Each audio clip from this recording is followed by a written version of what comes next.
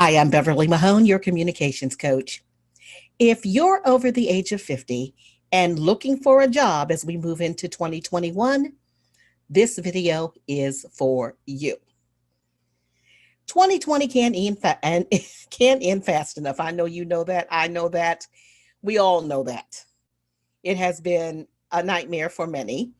In addition to dealing with the pandemic, we are also having to deal with job loss. Some of us have lost businesses. Some of us have returned to work, but our hours have been reduced. And some of us are now working from home. And that can also be challenging, especially if you have children or grandchildren or just other people who are in the home with you at the time. But I do want you to be aware that as we move into 2021, you are going to be competing with literally thousands of other people who are also looking for work. And a lot of those people are going to be much younger than you.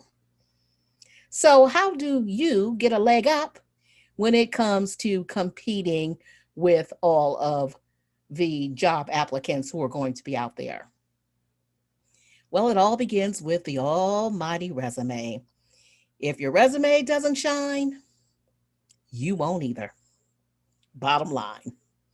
So, I'm going to just take a couple of minutes to offer you a few tips on what you can do in order to get your resume up to snuff.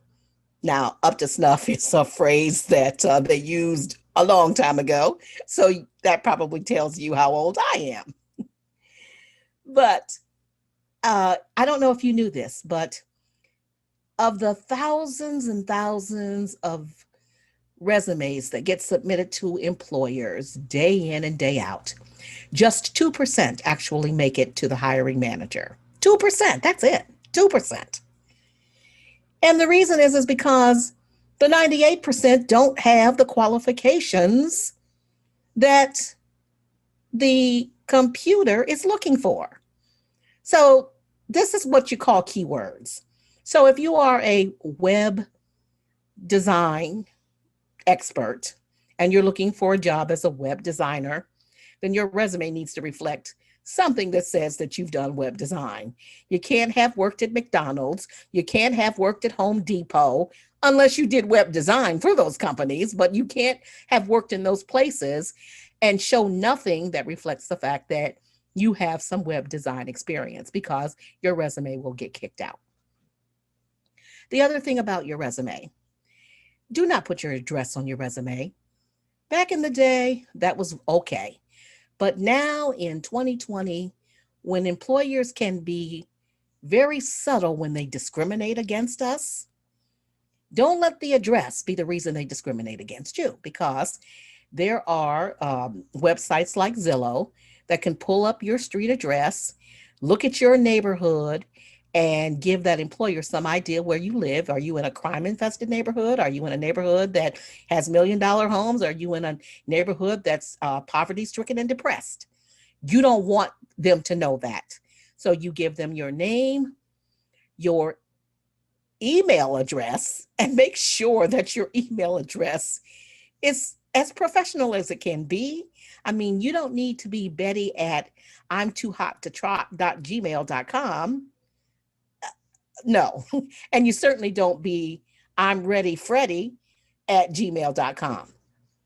Find something that is going to say, I am a professional and I am out here searching for a job.